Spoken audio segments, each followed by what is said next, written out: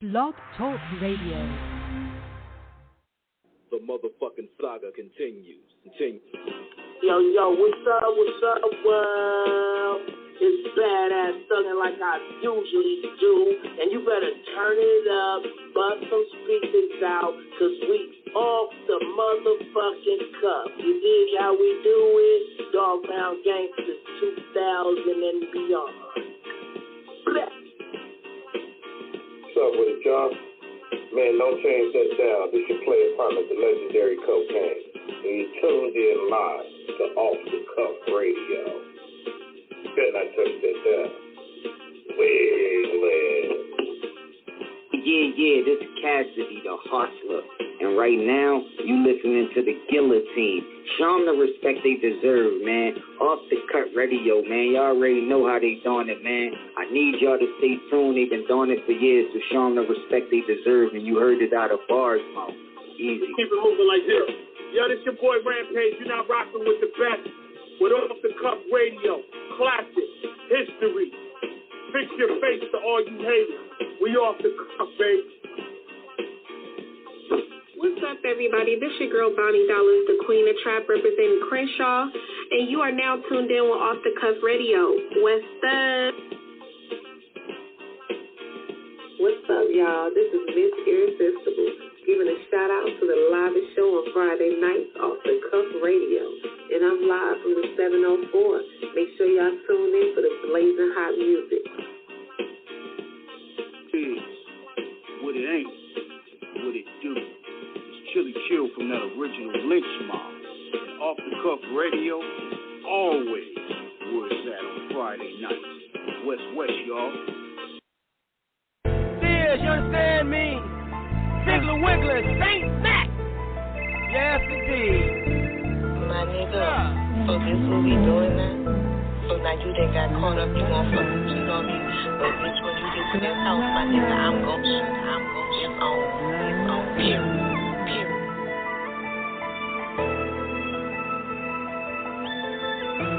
You ain't better nigga like me. When you do get to this house, you better be fucking ready, my nigga. Because it's on, I fuck out you. Bitch, you think this a fucking game. You ain't better nigga like me. With this mentality, a nigga that don't think with his D. You not gonna play with my heart and get away from you. Got my attention, you got my heart. You wanna argue, don't start. You not start. gonna play with my heart and get away from you. Get the talk, get the start. So we can start. You ain't better nigga like me. You not gonna play with my heart and get away from mentality, a nigga that don't think with his D. Think about my goals, but how to use my D. I stop selling D. I don't sell D, but I still hang around niggas sell D.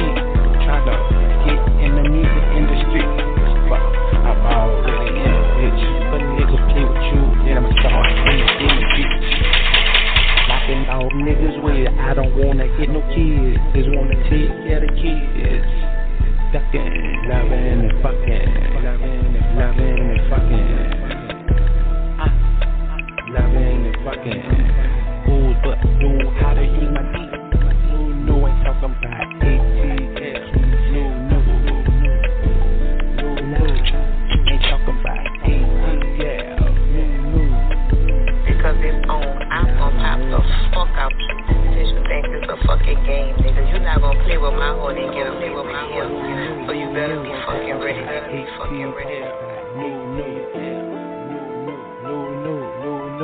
Nigga, you not gonna play with my heart and get away with him. I know your old lady make you mad sometimes. Nigga, you not gonna play with my heart and get away. Grab her and smash in the face and push her. But sometimes you gotta step out of your body and say, you know what? I'ma go outside and smoke this out and give it a little time and then come back inside and go at it again and try to do it a different way. You understand? A different way. You understand? No.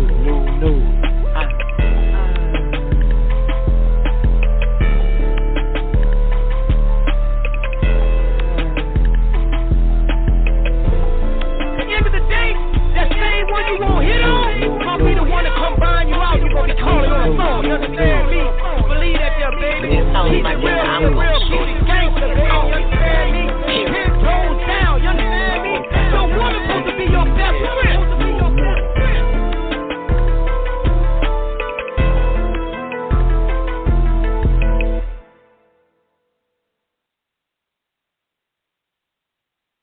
Yeah, what it do, man? It's your man King Eric, Media Assassin. You're now tuned in. Episode 534 Off the Cuff Radio. First show of the new year, man. Sponsored by Bully Boy Entertainment, Dimension Clothing, Distribution, Core Financial, Fleetwood and the Contiggers. And we here to knock this thing down, man. T-Max, what it do, bro? What it do, man? Happy New Year. Like you said, man, first show of the new year, OTC to the building. Shout out to our co-host of Los Angeles and Chiller. We are sponsored by our host of Many Nine, Buddy Boy Entertainment Course, Sky Venture Clothing, Dirty Basement, Core Financial, King Air Productions, man. We live and direct, man. Let's get it running. No doubt. And first of all, big shout out to Pittsburgh Pat for making this happen. And absolutely. You know, he's a part of that tree. He's a part of that tree that connected to the New Orleans rap scene. And the guest we have on live tonight is a part of that branch. One of C Murder's artist from TRU Records. This guy been putting it down for almost a decade, it appears, and he seems to not even stop it, man. So, here to tell us his story, where he's going to 2023, any new projects coming out. Let's welcome St. Mac to Off the Cuff Radio, representing that 504, man. What's good, brother? Yep. Whoa. What's down? Man, what's going down, man? Look. Y'all can hear me? Got it right. We can hear you, man. Yeah, we can hear you. All right. Cool. You're just inside with it, man. Welcome. Yeah, it's a blessing. I appreciate y'all for the opportunity here, man. Appreciate it. We welcome you. You know, with open arms, man. Glad you're with us, man. So I mean, like King said, shout out to Pat for bringing it together. You know, Pittsburgh Pat. You know, we know he was born in NOLA. He just ain't told us. Yeah, man. But like King said, I mean, you know, obviously your connections with C Murder run deep. You know, and you love to rap deeper. We got a little bit of time, man. Let's get it. Tell us a little bit about yourself. Tell our audience. I'm Saint Mac. Right now, I'm in the Magnolia where I stand right now doing this interview. Okay. C Murder. I'm affiliated with C Murder. G De Niro, Cutboy G De Niro. That's my cousin, the president of TRU Records. You heard me? So that's family. That's family outside of music. You heard me? Like, you know, that's family outside of music. But I'm here. I'm St. Mac. I represent Love and Murder Records. You know, my independent label. Affiliated with TRU Records. Affiliated with Chopper City. You know, Hakeem. We got a lot of shit together. BG's brother. That's my family outside of music. You heard me? So. Just me. I'm open to any questions y'all want to ask me. You heard me? Like, I'm here for everybody. Man, look, you know, you stay, of course, man, you know, Magnolia. I mean, we got Chatelaine, Gravier, Florida, you know, Third Ward, Lower Ninth Ward, man, Desire, I mean, shit, Holly Grove, man. You know, y'all. Yeah, man. I mean, y'all. You know, I mean, shout to LSU, Grambling. I mean, all the other schools, man. Southern University. It's like believe that. Oh, and I got family. I got family out there in Miami too. So shout out to my family out there in Miami too. 305. Yeah, and over. What it do, y'all? Yeah, believe that. Yeah, man. That's believe. Now going on, man. Like, first of all, man. 2022 is officially gone, and 2023. How was your 2022? Like, how would you rate that on a 1 to 10? Like, was it a solid year for you? Progressive. As always, I've been turning up more. I've been getting more recognition. I've been getting recognized more. So that's that. 2022, yeah. The recognition came. A lot of people stopped holding back. You know, they feedback about my music and start, really telling me and reaching out and, putting pride aside and ego to the side. And, I definitely appreciate that. So I've been gaining a lot of fans, it's a lot of recognition, I wasn't doing it for that, but I knew it was gonna come in, in due time. In due time, I've been rapping since I've been 9 years old. God opened the doors when I turned 33. Jesus. Yeah, if anybody is spiritual, then 33 that number. But he opened the doors when I started putting him in my lyrics. You hear me? Like when I was on there talking about murder, kill all day with no reason, then doors wasn't opening. But as soon as I started putting God in my lyrics and still be who I am, that's when I started getting emails. That's when people started giving me recognition. So to any rappers out there, when you put God in your lyrics, that's when doors are open. You know what I'm saying? Like more and more than what they supposed to open. But when you don't, when you're on that demon time, then them doors gonna close. Yeah, man. And one thing about it, we definitely know myself, coming from Virginia, Hampton Roads area specifically, King, from Raleigh Durham, 757, 919 respectively. So we all cover that battle. No doubt. You know what I'm saying? Yeah, so it's like we understand. Yeah, we understand the spiritual connections and how y'all do. They've been rapping since you were 9 years old. So obviously, down New Orleans, the NOLA, y'all got a wide range of influences, man. I mean, going back to, of course, shout out to our homies, OG Bezel, of course, Lil Yah from UNLV, Badass Yellow Boy, rest in peace. You know what I'm saying? I mean, Currency, right. Mr. Marcello, Master P, right. Hot Boys, Turk, David, Wayne. I mean, the whole crew, man. I mean, G.I. Peaches. I mean, shit, we could go on. I mean, right. We can. The foundation is rich like that. Yeah. Right. So, what were your influences that led you to it? How you become. It's so much. And we know down there how much y'all take it seriously in terms of the music, in terms of the respect for the craft, and just the tenacity it takes to make it happen. Right. Coming up 9 years old, who are your influences, and just, what was it like on that journey in terms of really getting to starting out? Because before you get to the before every, there's always a beginning. There's always the first step. There's always, right. the genesis. Please, go ahead. Right. 9 years old, I was rapping when I was putting tissue on top of cassette tapes. They're rapping over this shit. Okay. Back in the days. For my Christmas gifts, I was wanting a karaoke machine, like shit to record. You know what I'm saying? That type of shit. So I was in it young.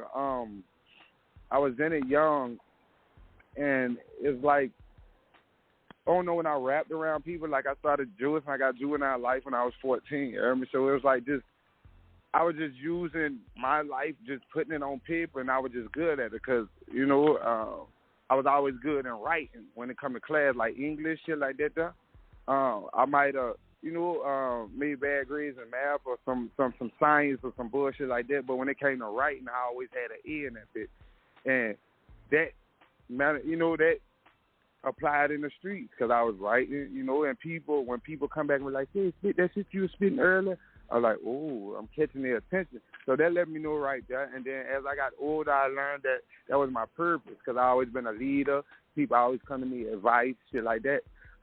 Shit that I rap, it manifests into real life, shit like that. So that's when I learned it was my purpose. I got to watch what I say when I rap. And,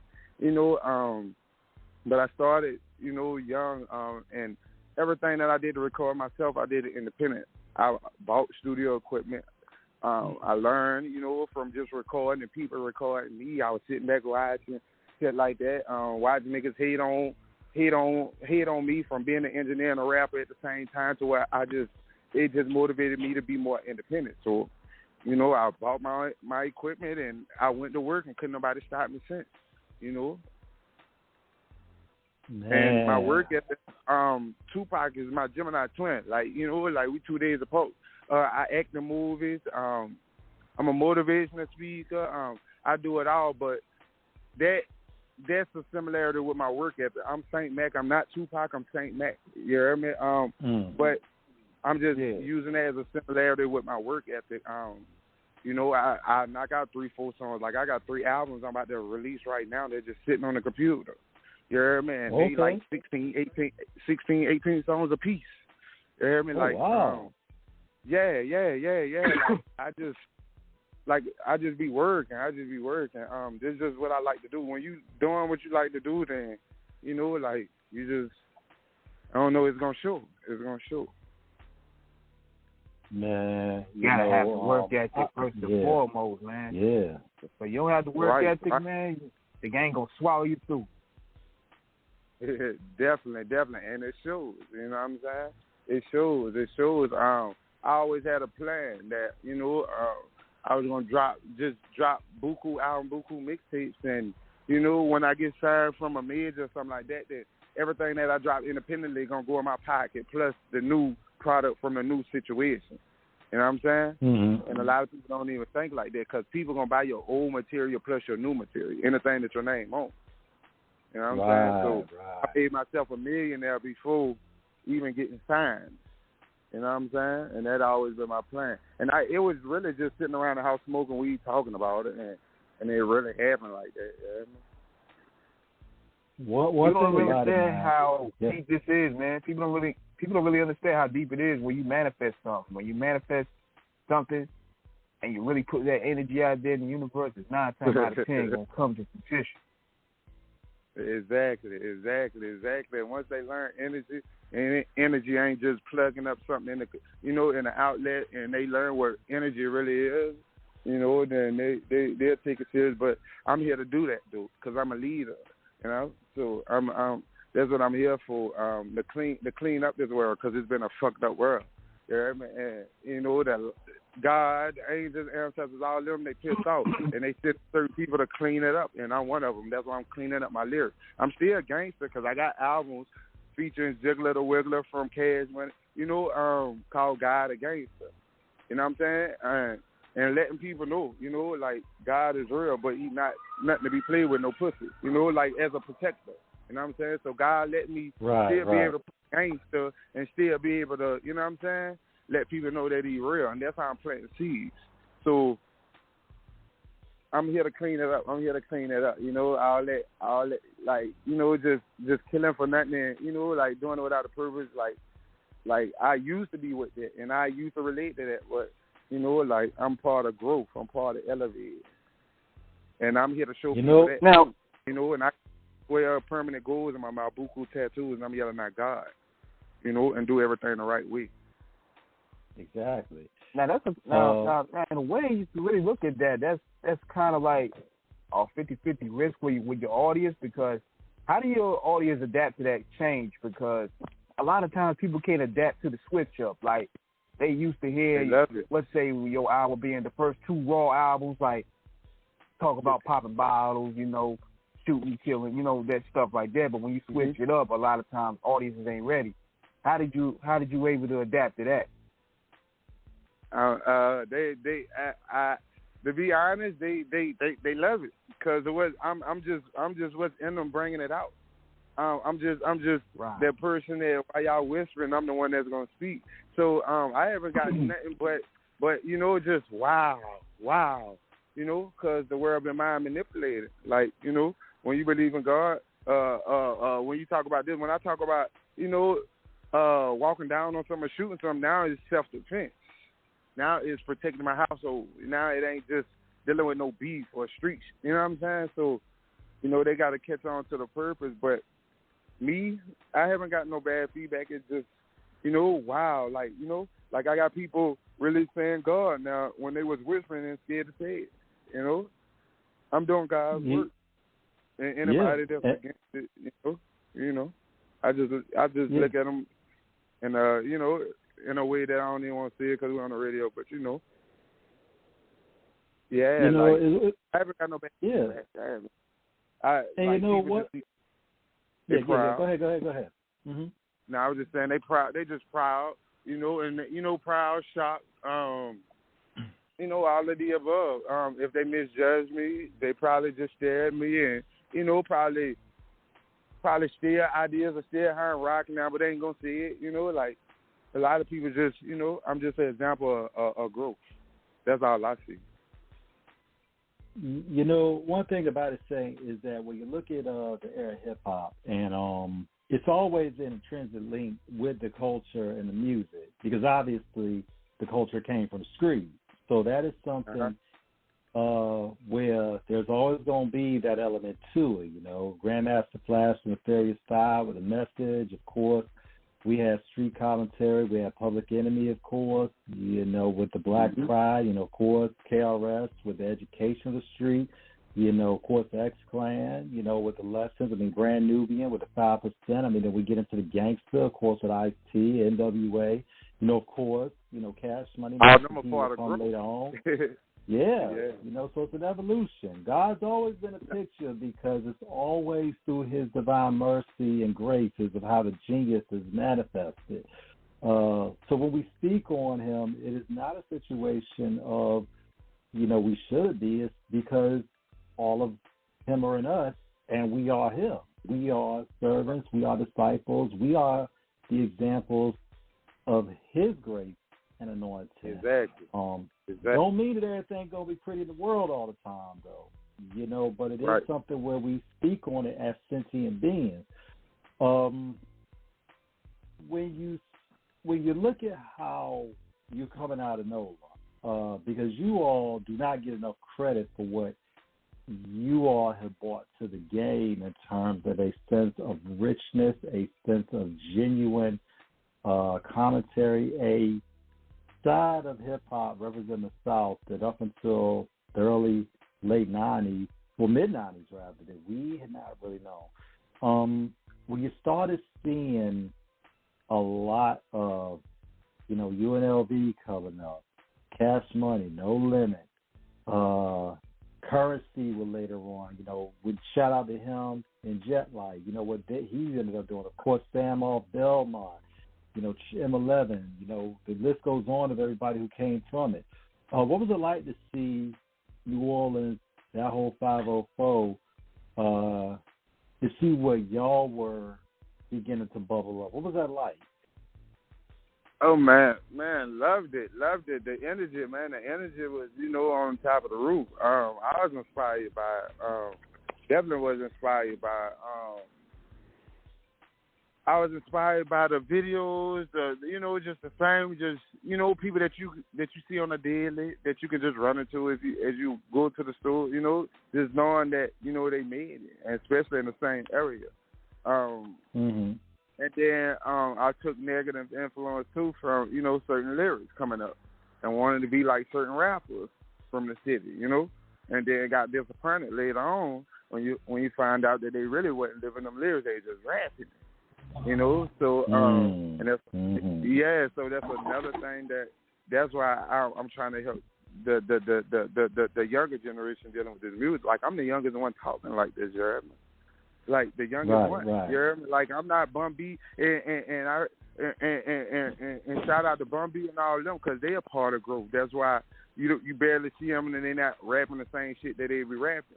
You know what I mean? But I'm not gonna get up they age and then decide to change. I'm in my 30s and I'm trying to help the people that's around me, So, but I was inspired. Like the energy was, like it was motivation. It definitely was motivation. Yo, I don't mean to interrupt anybody, but this is but I just wanted to apologize for running late, man. I was already running 10 minutes late, bro. I get home and my girl let my dog out, man. And when he gets out, there's a dog up the. I have a pit bull. He's half pit, half rot, and there's a dog up the street that's in heat right now. So he goes up to that house, and bro, he's a big dog, and he just won't leave. Like, he just sits down, and he's dead weight, and he just wants that fucking dog, man. And bro, I got back at 9:03, man. It took me 17 minutes to move that dog 8 feet. It was late as hell. I rolled my ankle and everything, but I apologize for being late. And St. Mac, my dog. Glad to have you on the show, man. I mean, I got some questions for you as well. I hope I don't step on anybody else's questions. I hope I don't ask you the same stuff they asked. Go ahead. Oh, you good. Go ahead. I'm an open book. Go ahead.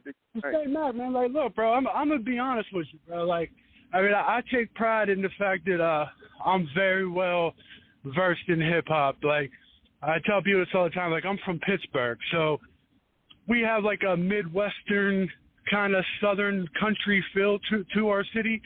So we listen to shit like, you know, the Dayton Family, and, you know, we listen to a lot of Southern shit like UGK and the other boys. But in the early 90s, like when Snoop and the Dog Pound blew up and all, like the whole LA culture, if you look, like Death Row had like some Pittsburgh dudes on their roster, like Sam Snead and then Joe Beast with Aftermath, and they brought the Crip culture.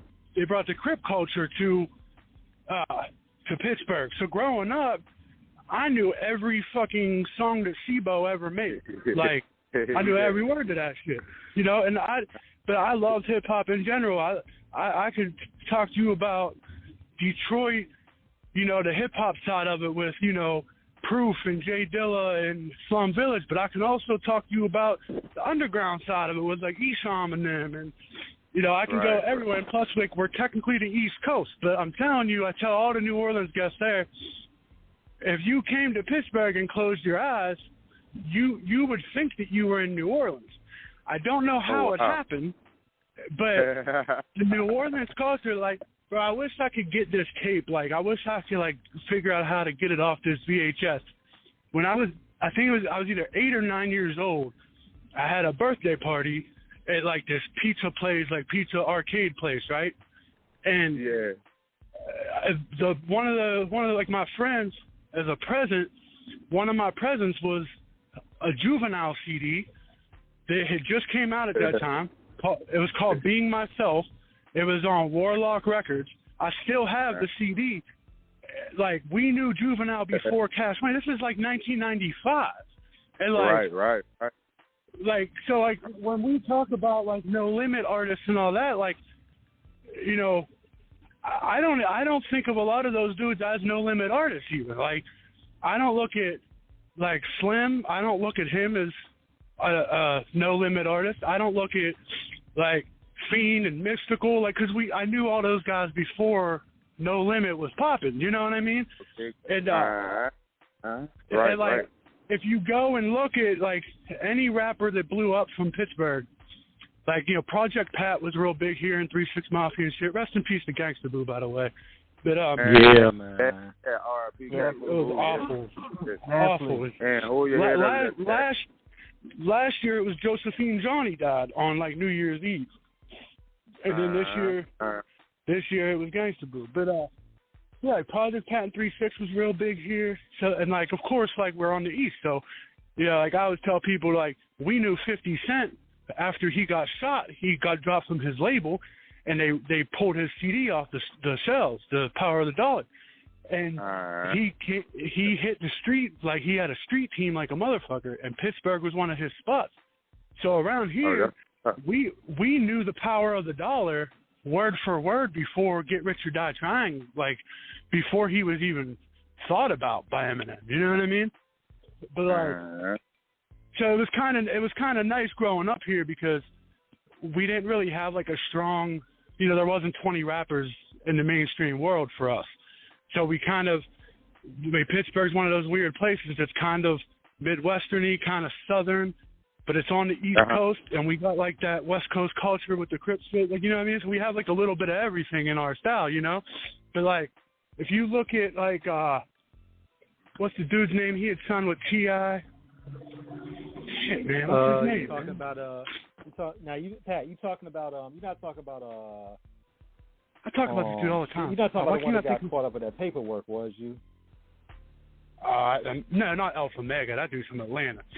But, I can't remember dude's name on top of my head, but you know, he's from the city and shit. He's from Pittsburgh. But if you look at, like, the names of his songs and shit, he got a song called Free C Murder, Rest in Peace Soldier Slim, 3BG, I'm a Hot Boy, I'm a hot boy. I'm a soldier. There's a dude now, he just signed to Wiz Khalifa. And to back up what I was saying about Project Pat and 3 6 Mafia being big here, if you look, Wiz Khalifa from Pittsburgh, who did he sign? Signed Juicy J, 3 6 Mafia. You know what I mean? Right. But, man, kill me. I can't think of the dude's name. But, yeah, dude from Pittsburgh, it was on T.I.'s label. He had a bunch of, like, New Orleans themed joints. And the dude that just signed with Wiz Khalifa, his name's Fed the God, I think his name is. Man, his like big song in the city right now is Should Have Been a Hot Boy. And like you just wouldn't believe like the impact that New Orleans had, cuz I mean, bro, I love Houston. Like Houston, Texas, I love the screw culture. And I just love Houston rappers. I think they're so tough, bro. Like I love their delivery, like I love all that shit, like 20 to Life, the Terrorists, PSK 13. Like, I love that shit. Love Memphis hip hop. Love it, bro. Love it. But like New Orleans, I don't. It like, I don't know, man. It like y'all just like speak to a certain type of individual. You know what I mean? And like, I was just online the other day, and there was, you know, people are on the internet. They're just clowns and shit. Somebody posted a picture of Mr. Marcello's album, Brick Living, from like 20-something years ago. And they're like, you don't even got to listen to this. I got a song with him, too. Yeah, I got a song with him on... I got a song with Mr. Marcello, too, called Bordenero. These dumbass kids on the internet, bro, they put his picture and like, you don't even got to listen to this to know he's one of the worst rappers of all time. And I'm like, yo, like, do you know who you're talking about when you're talking about that dude? Like, they're like, no, I never even heard of him. I'm like, bro, like, in 10 seconds, I can make somebody that doesn't listen to hip-hop respect Mr. Marcello. Because Marcello was coming, he's a good businessman. You can tell that without even knowing him. You just look at how he moves. But he stayed loyal to Currency, and Marcello's talented as anybody, bro. And when the South was blowing up in the early 2000s, Marcello was definitely talented enough to make a song like fucking Shoulder Lean or some shit. Like, you know what I mean? But what did he do? He wrote it out, because New Orleans got hit hard in the early 2000s, mid-2000s. You had C Murder, Mac gets locked up, Slim died, Katrina happened, you know, Juvie left Cash Money, and like all these things, like Currency was on the come up, No Limit went defunct, Tough Guys was starting out with Marcello, Currency, M11, all those guys. But like Katrina happened, like shit, just all this bad shit kept happening. What did Marcello do? Did Marcello skip town and try to hop on to whatever was popping at the time? Hell no. He dug his fucking feet in, bro, and look at all of his fucking albums, and look who's on those albums. Up and coming artists. He has other legends on. You'll never hear Marcello call himself a legend. You'll never hear him say that. He takes the time, the time that most rappers use on their album to talk about how legendary they are.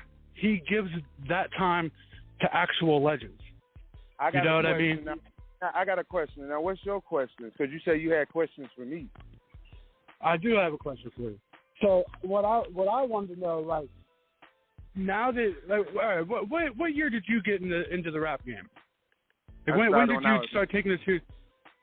When I was 9 years old and I'm 33. Okay. So whenever you started getting in, taking it serious, soaking up the game, because, I mean, you're from a very, you know, rich area when it comes to hip-hop, you know what I mean? Like, it's right, you know, you have a great hip-hop culture there. Were you aware of the impact that New Orleans had on other places as you were coming up? Most definitely, because I done see it in like five different states in the South. You hear me? And everywhere I go, that's the first thing they do is bring up New Orleans once I start talking. Or a lot of people try to be friendly, or, you know, they go on and on about New Orleans, or people will run from you because of they first thing they think of is, oh, y'all about that murder, let me get away from you, so I mean, I done been all over, and so I done experienced it all, and yeah, I'm very aware of the internet, very aware. Yeah, man, like that's great, man, because like I was saying about my city, how impacted we were by New Orleans. I never realized it until I saw other people on the internet and shit. I found out oh shit, but New Orleans had that effect on a bunch of different little areas all over the country. You know what I mean? But one statement especially the late 90s. I want to make is to me, my personal opinion, when it comes to New Orleans, like how everybody knows New Orleans, I think we are very popular, but I don't think us New Orleans people with the talent are getting paid, or getting paid and getting the things that we supposed to get behind our talent. I think we are very popular. We are very popular, yeah. As far as in getting what we supposed to, what we deserve. We not getting it financially. That's why a lot of us is running into each other in stores in the hood, and we all on the internet, and we still, in the projects, we still running, it's real. No, I mean, so you think I think you guys definitely don't get credited. You don't get credit for one, all the business part of it, because there's. We could talk about Cash Money and No Limit all day, but then of course there's Big Boy, there's a million of those. The Parkway Pumpin' and LOG had it. But if you notice when everything when No Limit broke up, you've seen everybody go in their own direction, start their own thing, and succeed. You know what I mean? I think they did just fine. We just popular. We ain't paid because a lot of the people that you see on the internet ain't paid, do not have money. We just look good. Our energy just match our talent on the outside. You know what I'm saying? But I'm telling you, a lot of them people is not paid. A lot of them people is. Yeah. I think the ability. Bro, I could say this about a lot of New Orleans artists. The ability y'all have to read the times and you guys know what will work. If you need somebody to make you a hit record next week, it's just you're putting smart money if you go to New Orleans to do that, because you guys know how to read the game, know what'll work and what won't. And if you just think about what I'm saying real quick, think about how many people from New Orleans not only have local hits, there's a million people in New Orleans that have they're legends just for one song even. But I'm talking about even in the mainstream world. Think about how many classic timeless hit records belong to an artist from New Orleans. And multiple times. And they don't get that. You never hear people give them that respect. And no, indeed. It's odd. It's a lot of things just I don't. think a part of it. I think make sense. I think a part of it too. I think what it is too. I think the industry is kind of afraid of New Orleans because what you see is what you get. It's kind of like California culture. This is what California went through that downslope after the Death Row debacle. When they see New Orleans as these guys being real, everything they say, they rap about, they speak about, they live about. So therefore, a lot of these guys, these big execs, they're afraid of really invested in there, even though the talent is there. Mm-hmm. Yeah. Right. Sure, yeah, and they want the real lyric, but they don't want the real person. They want a fake person, a fake rapper with real lyrics. And in New Orleans, it don't come like that. They want to be able to sell they want to sell reality, but they don't want the reality. You know what I mean? Exactly right. One foot in the door, one foot out. They want to sign the guy that really is a gangster, but just don't be a gangster though. You know what I mean? That is kind of how it is, man. You know, and his lyrics, and it's a setup because if he was a fake artist but putting out real lyrics, his lyrics gonna get him tested. His lyrics gonna get you know, he gonna manifest them lyrics and they gonna come to him. You know, they want him to rap about shoot 'em up, bang, bang, even though we don't want you to be like that. And then when he rap about it and then it happened to him because he manifested in them lyrics, the lyrics is still power. But, you know, like, man, that's what I said, man. Like, and then, I don't know, it's just, I don't know, like, that's why I don't even look at it for money. I never looked at it as in, you know, money anyways, when it comes to putting out music, because I was doing it to touch souls, save lives. And, you know, like, you know, because music feed the soul, I was to get in their body, you know, so I really wasn't even looking for money. Otherwise, I would have been stopped. You know, but I've interviewed a lot of people from New Orleans that I look at these guys as, you know, like these guys are my Biggies and Big Daddy Kanes to me, like, you know what I mean? But like, you know, like I always, like, I can't listen to the song Slow Motion by Juvie and Slim because I was a Slim fan for so long. I love Slim so much, and it hurt that song was so huge and he didn't get to see it. I just wanted Slim to even if that was the only hit record he ever did, I just wanted him to know the world saw him be dope, and he didn't get it. So like, I always that song. He still lives saying it. But when you are surrounded by a lot with of you guys though, like, like for example, like take LOG for example. LOG to me is a fucking legend. He's a Hall of Famer, right? The whole world might not know LOG. The whole country might not know LOG.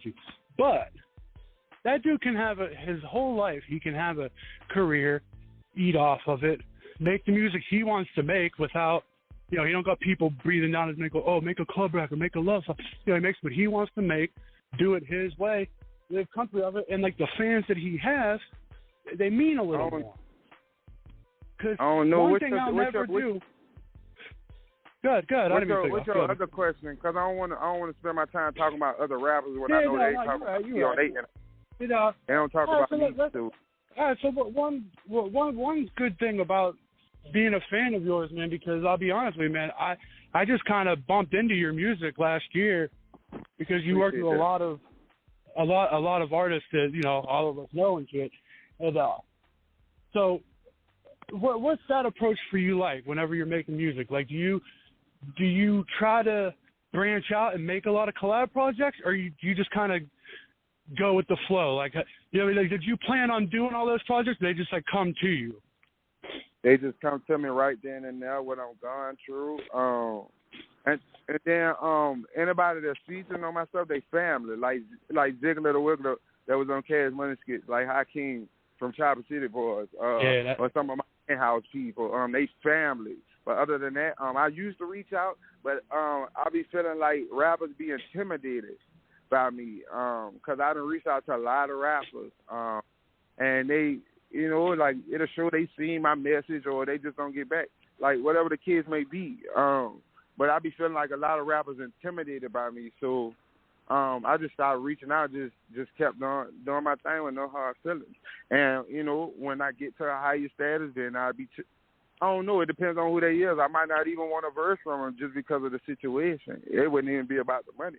And then some, I might tax them just because they tried to, you know, before me. So, but a lot of them be intimidated by me. So I just do my own thing. They come to my head right then and there.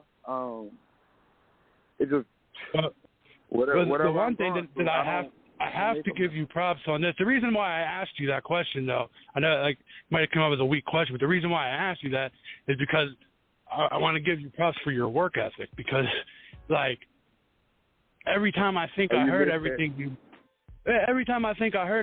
got, man, I'm like, oh shit, I missed 7 albums.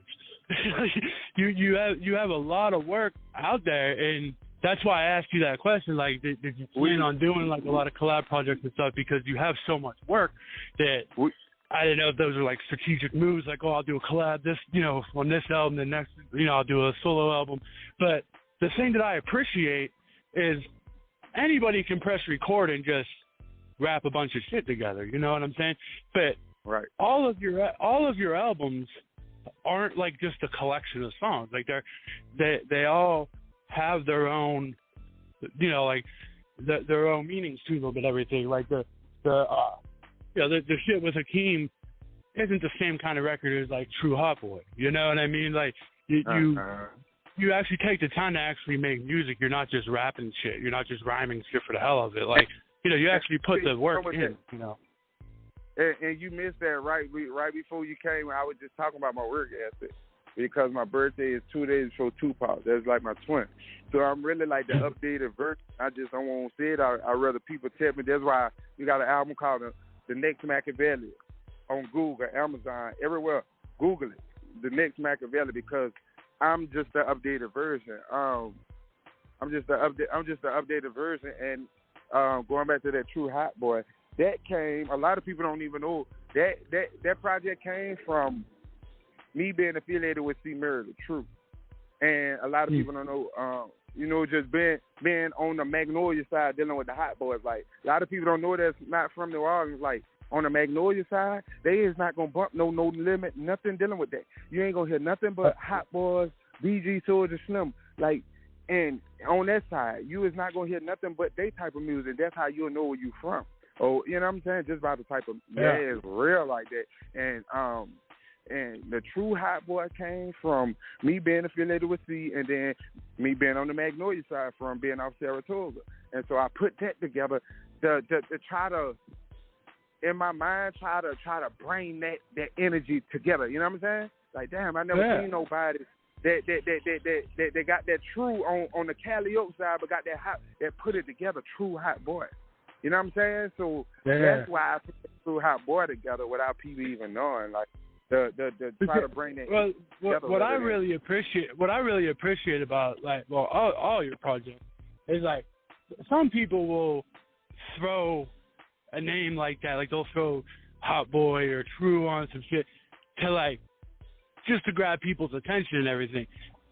But when you listen to that True Hot Boy album, you're like oh, like this is definitely the product of some True Hot Boy shit. Like you do it justice by naming it that. Like you do right by it. You don't just call it that to like get attention. It's like, nah, man, like motherfuckers didn't know that Hot Boy shit, like, you know, we understand what it means. Like you capture that essence greatly in your music. Yeah, because see, I'm growing and I'm elevating to become a better man and this and that, but I'm still active. See, I was 14, I got juvenile life. I done been to the feds and all that there. You hear me? So I really have lived a life and things that I can't say and would never see, take it to the grave, you know, and still active. Like, still be in New Orleans getting through in situations while I'm still rapping without the media even knowing about it. I'm talking about like 2 weeks ago, a couple of days ago, you know, like dealing with guns, but like we still go through that. You know what I'm saying? Like if somebody came with the money, I'm not no crazy rapper where I'm still gonna be here. I'm gone.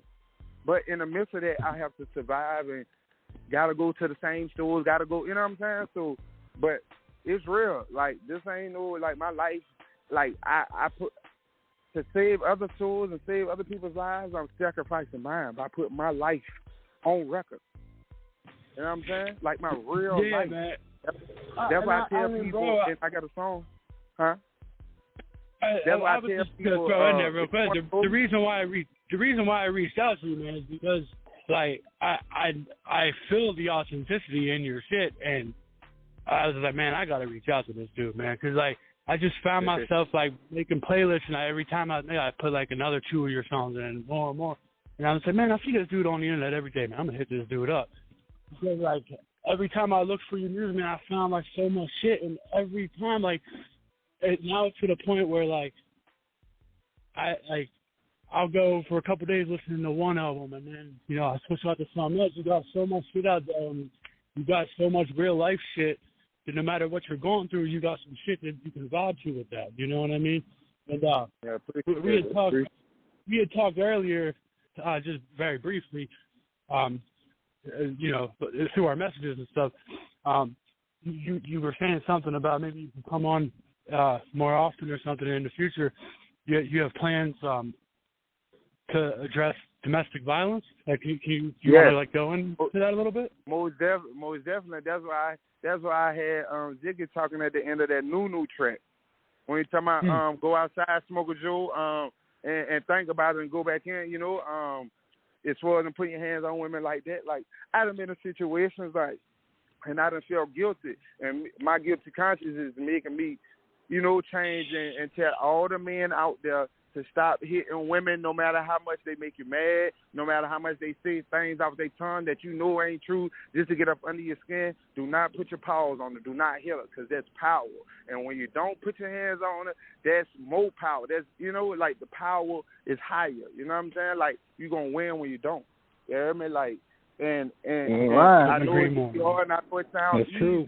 Because power of the tongue and people's tongue. But I'm telling you, coming from me, a gangster, that be in the streets, like, don't hit these women. You got more power over them when you don't do it, when you do the opposite of what they want you to do. You know what I mean? And eventually one day I'm going to be, helping women dealing with domestic violences from different businesses and even motivation and speaking, But yeah, I got a purpose for everything.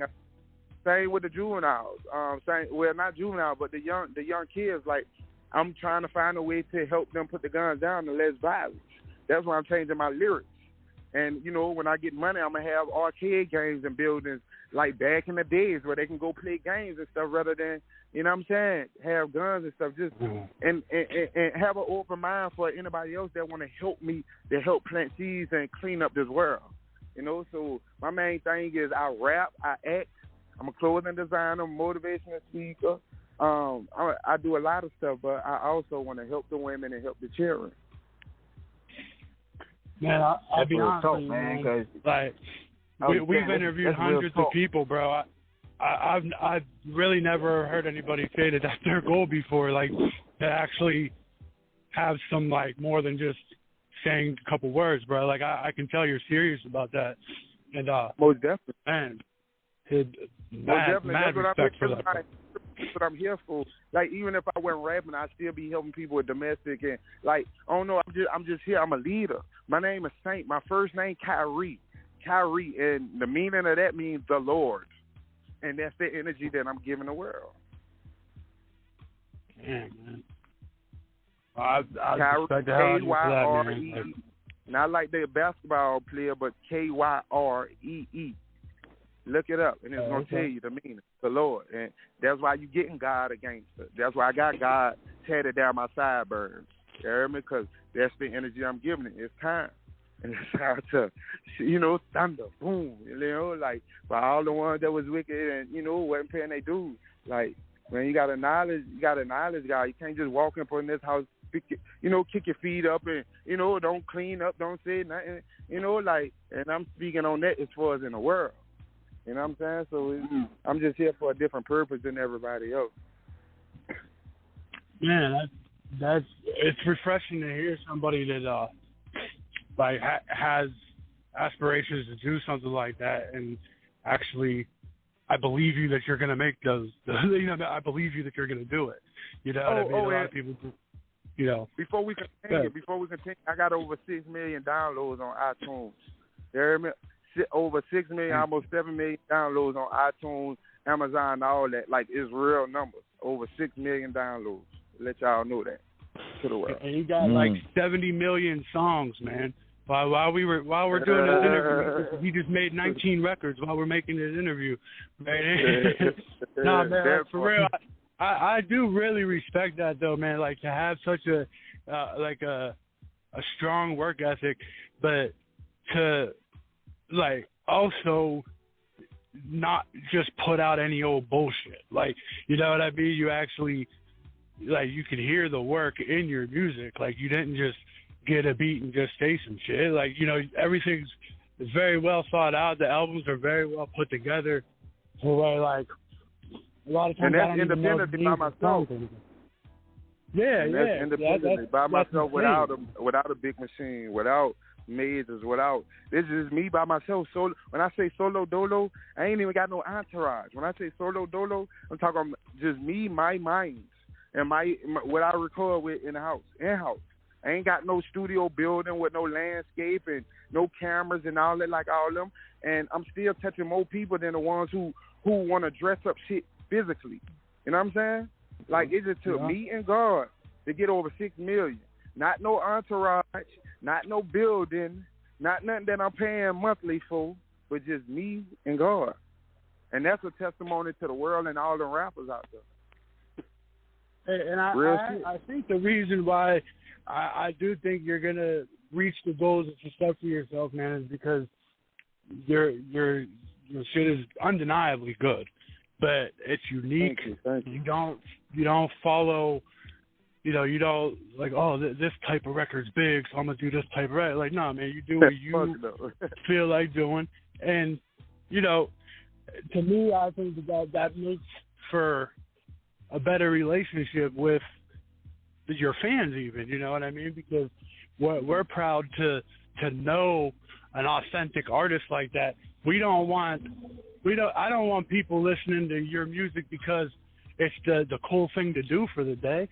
I'd rather you make the music for the ones that need it. Your music's going to reach the people that it's intended for, man, and it's going to help a lot of people, man. Like, I've been through a lot of shit in my life, man, and, like, your music definitely, like, hits me. Like, you know what I mean? Like, you said some things in your music that I needed to hear.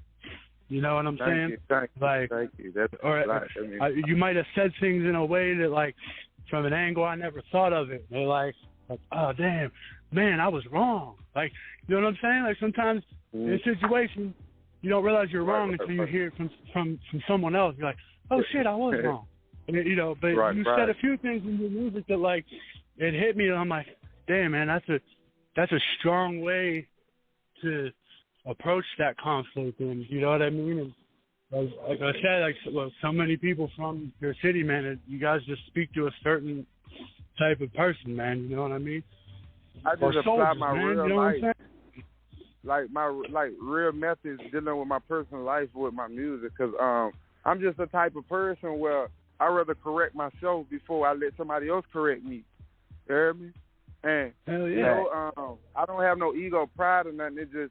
I'm just, I talk to God a lot, and so I really, like, before somebody tell me you wrong for that or why you, like, I correct myself. Anything else other than that is just an opinion. Well, why you wear that color instead of that? That's some bullshit.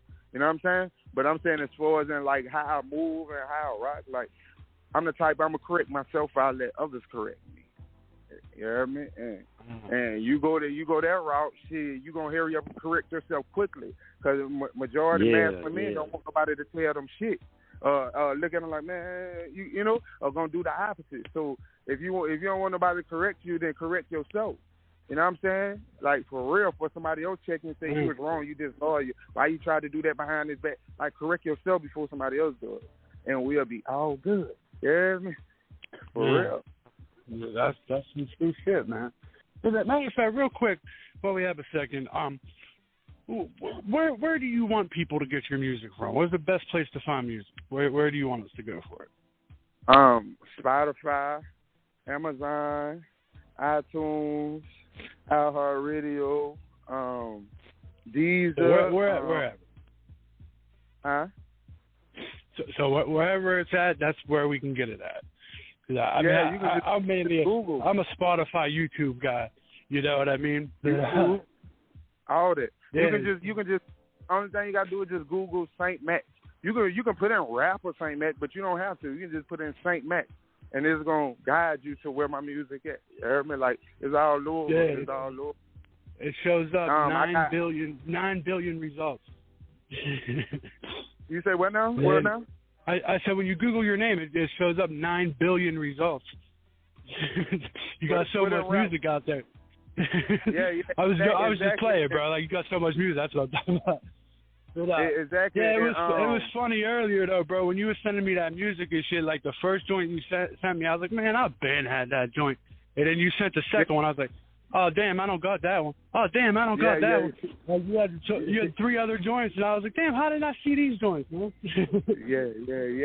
And that's crazy because that made me feel bad, and it made me feel like I'm underestimating people when you say I already got that, because I'm like, damn, for real? Like, you know, like, no, bro. I never know who really bumping my shit, you know? Bro, unless they tell. I'll when this interview is done, man, I'll show you what my St. Mac collection is, and this is just on my one phone. Like, this is just on like a shit I have downloaded. Like, it's not like Spotify now. This shit I can listen to like offline and all that. Like, I downloaded the shit. You know what I mean? I got 19 albums and 7 singles out there now, and I'm about to release 3 more albums. So there's about to be, like that's 22 crazy. albums that I'm about to have within. Yeah, I'm about to release them. I don't just reach out to just anybody, man. Like, you know, I'm not acting like I'm some fucking, you know, big celebrity or anything like that. No, I'm just saying, my co-host, man, like, you know, there's a whole hip hop world out there, man. My co-hosts, they got lives too, and they got artists that they're interested in, and they have their things that they got to do. And so, like, whenever I do want to bring someone on, it's somebody that I actually rock with. Like, you know what I mean? I don't want to waste my time. And would you want somebody interviewing you that, like, doesn't give a shit about your music? Like, right, you know what right. I mean? Like, I just think that it's better for both of us. You know what I mean? Right. Like, you don't want someone like, oh, when's your album come out? Like, you know, you want an actual interview and shit. So, like, I think it works better for all parties involved, you know? And shout out to my brother Lil Pete from DSCB, you hear me? Who own about 3-4 of my tracks, you hear me? I'm about to be on his album that's coming out, you hear me? Okay, and he also okay. Yeah, he gonna do an interview too. That's my brother. So he's down to come on the show, man. Yeah, most definitely. One thing about us, like dealing with me. Man. Yeah, if I know something, I'm gonna pass it along. I ain't gonna withhold it. You know what I'm saying? And y'all want Lil Pete? Y'all got Lil Pete from DSGB. You heard me? So yeah, y'all reach out to him and y'all get it rolling and get it popping. You heard me? And congrats to y'all, man. The whole team over there. Yeah. Yeah, I'm gonna definitely reach out to him, man, because that was one of those like groups that I just like heard their shit at the right time, and I really rocked with them. And when I saw you had like one of your records just had his name, it didn't say of DSGB. So I'm like, damn, man. I was like, I wonder if that's dude from DSGB. You know what I mean? And I asked you, like, yeah, it is. I was like, man, that's crazy. Like, I just never expected that shit, man, because I've actually been wanting to interview some more like of that era Atlanta, because I really rocked with that era Atlanta and shit. And a lot of people don't see it coming, though. A lot of people don't see it coming because of the situation with P and Pastor Troy. You hear me? And then right. I got a Pastor Troy diss out there. You heard me? So damn, how he got a Pastor Troy diss out there? But him and Pete is like this. I just got off the phone with Pete right before this interview. I talk on the phone to Pete every day. When I say every day, I'm talking about every day for at least an hour or two. You know what I'm saying? Like regular life, not even music, just regular life. You know, but a lot of people don't even see it coming. They're like, damn, how Lil Pete even tied with New Orleans, dealing with this Pastor Troy, you know? But we here as I was gonna make a joke, bro. I was gonna be like, what's the world coming to, man? Want to see Murder's boys hanging out with Pastor Troy's boys? What the hell? But no, that's what's up, man. I know. That's what I said. A lot of people don't see it coming. But we as brothers, like, we had to clean it up. A lot of people don't know that me and Pete are spiritual brothers from thousands of years ago.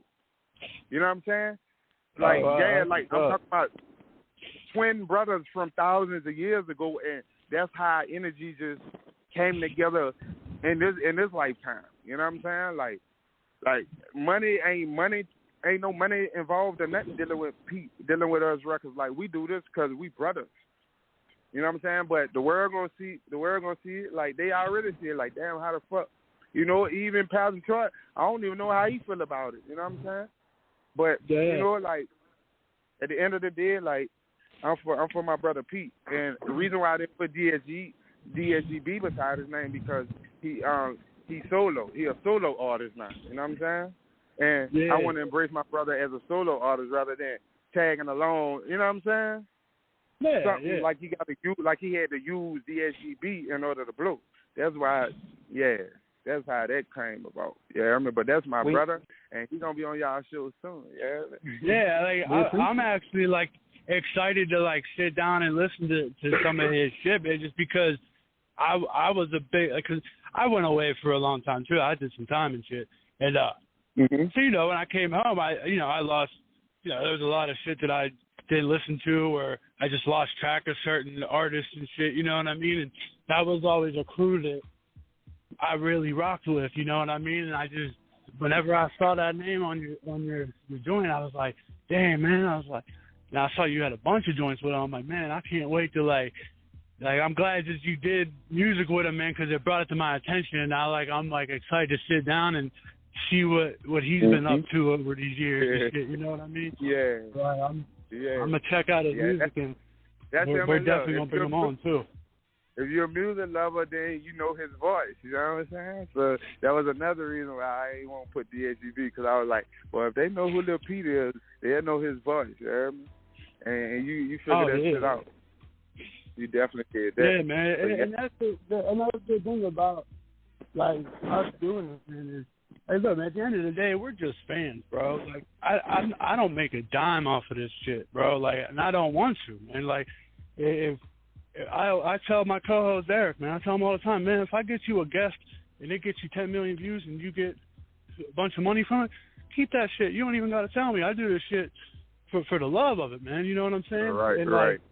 That's what I like about like bringing you on the show is gonna open the door for Little Pete and who knows who else. You know what I mean? Yeah. Like other people might listen to another artist and be like, yo, I like the interview you did with so and so, and like a good thing about it is there's times that I might not have a bunch of info on Lil Pete, so my interview with him is gonna be me finding out shit about him. Sometimes those are the best interviews is when you're just you don't know a lot and you want to learn, like that, you know, like sometimes those are my favorite interviews. You know what I'm saying? So right. So you definitely. I'm glad that you and him were able to, you know, link up and you guys make good music together, man. And like I said, I'm excited to check his music out. But I just want to give a quick shout out, man. I wanted to give a quick shout out, man. You put this dude on your record too, man. I want to give a shout out to a real soldier, Johnny Boo, man. Beanie Boy, Magnolia, Johnny Boo, that's my guy. Welcome home. And he's a real one, man. And that was great seeing him on your track listing, man. Like featuring Johnny Boo. I'm like, oh, that's what's up. I interact with him on online and shit, man. It was just good to see him. I'm glad he's doing good and everything. So I just want to shout out to Johnny Boo. I got that song Magnolia's out in the booth playing in the movie too. Y'all can Google it. You heard me? Called 9 Stacks. So y'all watch 9 Stacks. You heard me? It's 9 Stacks. It's a yellow cover. It's called 9 Stacks. It's a movie director out of Detroit named Steve Horn who directed it. And y'all gonna hear my music playing in that bitch 2 times. There's gonna be a song called True Story, and y'all gonna hear Magnolia Johnny Boo playing in that bitch. So y'all Google it, a movie 9 Stacks, directed by Steve Horn as well. You heard me? With music playing with St. Mac in that bitch. Oh man, what was it? That's on Google. What was that like? Google that. That's on Tubi TV. That's on Amazon. All of that. It's a movie called 9 Stacks, and it's based out of Detroit. That's dope, man. How was it? How did it come in terms of the movie itself, in terms of you getting a soundtrack placement for it? Because that's huge when a movie is directed, because music is a part of it to set the atmosphere. What was it like for you to get that word that, like, he fucked with your shit, where it's like, okay, we got to bring him in to appropriately set that audio for it? It's something like what we doing right now is Who You Know. And it bounced off the next. The director is friends with my mama. He shot one of my videos too. He shot one of my videos, but he always wanted to do my work.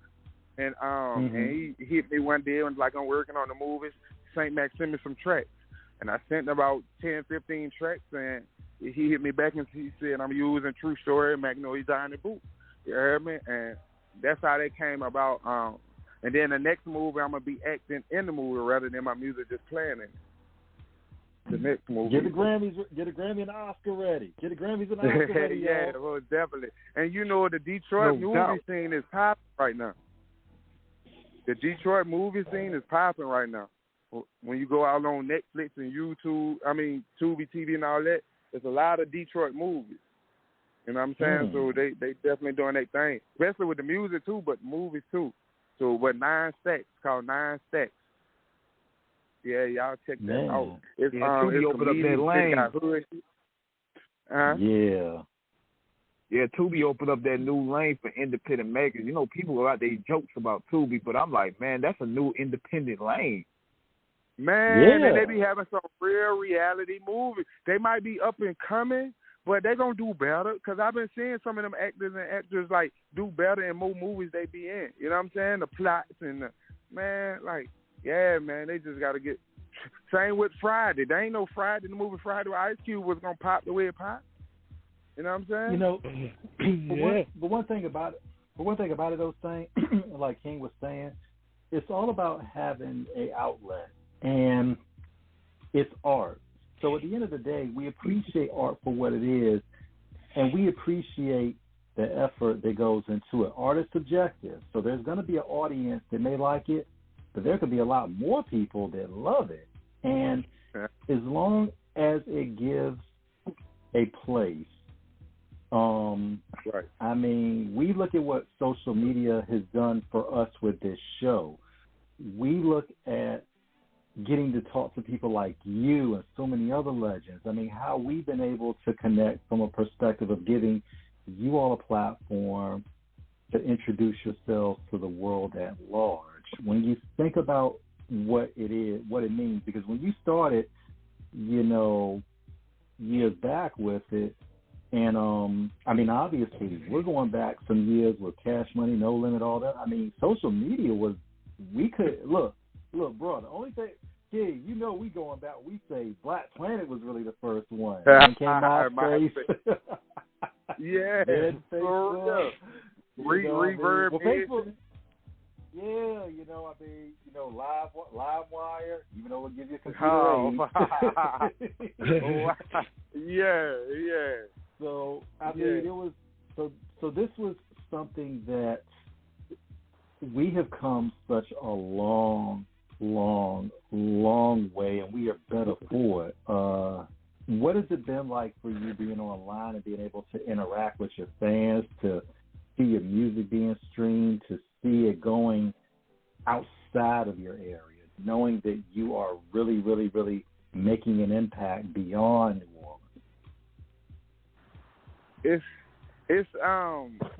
It's cool. I'm adapting to it because I got an old soul, and so I'm actually catching up on how this new stuff works. I'm impressed. I'm impressed by the numbers.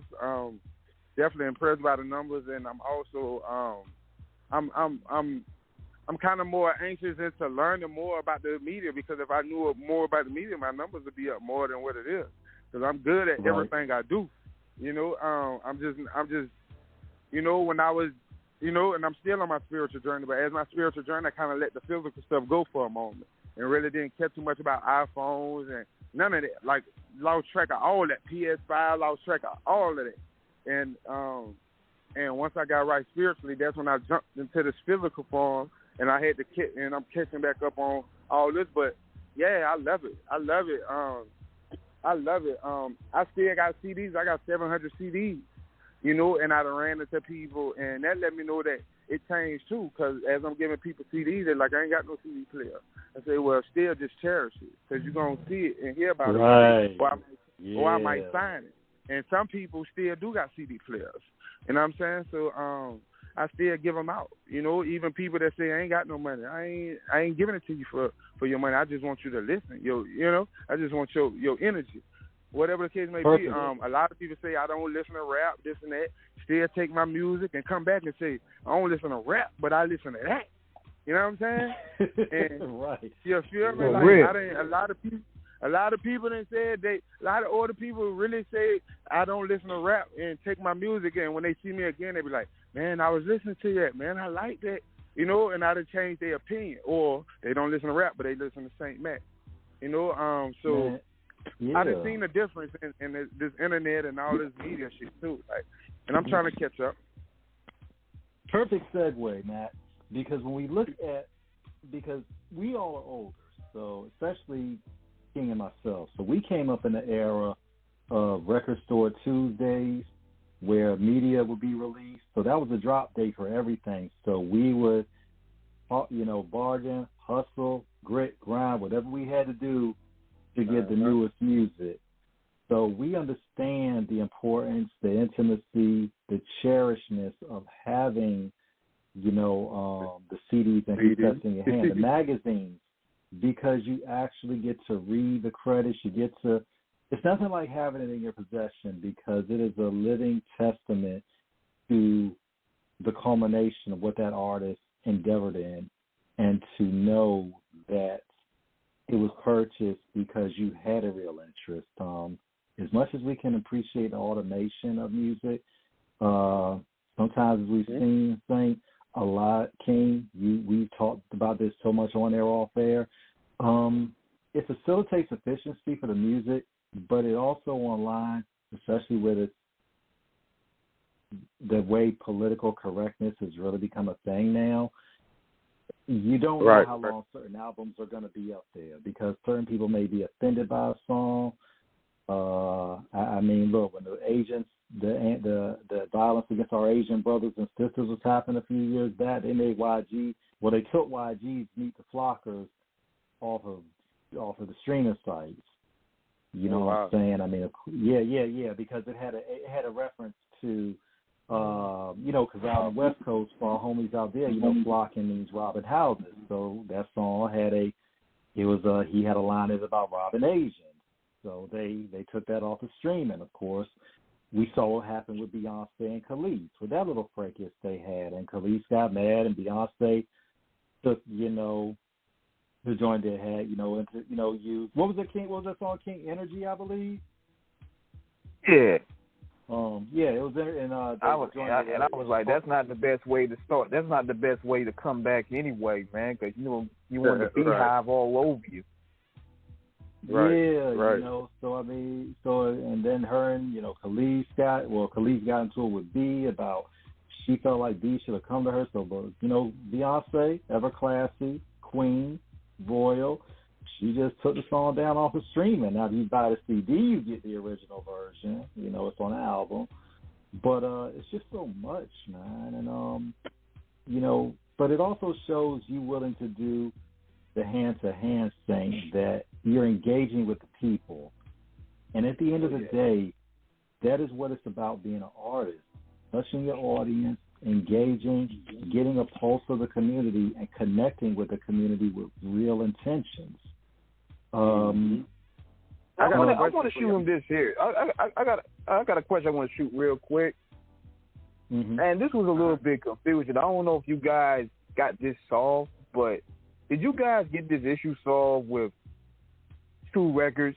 Because, I think 2 Chainz got a label called TRU Records and C Murder got a label called TRU Records. Did you guys ever get this solved? Cause I thought that was confusing. You talking about with C Murder got a record called 2 Stains, where he talking about 2 Chainz. Where he talking about how he tried to take it. You can Google C Murder 2 Stains featuring verse. Yeah, man, C Murder gonna give you that whole layout on that stuff. Like everything that you want to know, C Murder gonna answer your questions in that okay. song. It's called 2 Stains. Got you. Because I was like, because when I was because that caught me off guard, man. Because I was looking through your music and stuff. I said 2 Chainz, TRU Records. What the hell is this? Yeah, like, check out. Make sure you check out C Murder 2 Stains. He gonna answer all that. He gonna speak directly to 2 Chainz for you. Yeah, man. That's how that goes. We that caught me off for a loop. That caught me off for a loop because I was like, I ain't never heard of it. Maybe when I was doing a lot of things, at that time. Maybe that went under the radar. I'm gonna tell you why I went on the radar. That was like 4 or 5 years ago. It went on the radar because the rapper that's featuring on that song, 2 Stains verse, They gave him a chance for that record to come out, Breakfast Club. But see, Verse is so hood from the 7th Ward, you hear me? He ended up calling Angela Lee a bitch. You hear me? That's how, I don't know if he said it in a way where she felt disrespected, even though we talk like that. But anyway, Verse fucked up that situation. That's what I'm hearing. You hear me? Dealing with Angela Lee and them, they was given a chance for that record to come out when it came out. But when Verse disrespected her, then that's when they shut the doors for that. But yeah, she murder speak on that record, talking strictly to 2 Chainz. Okay.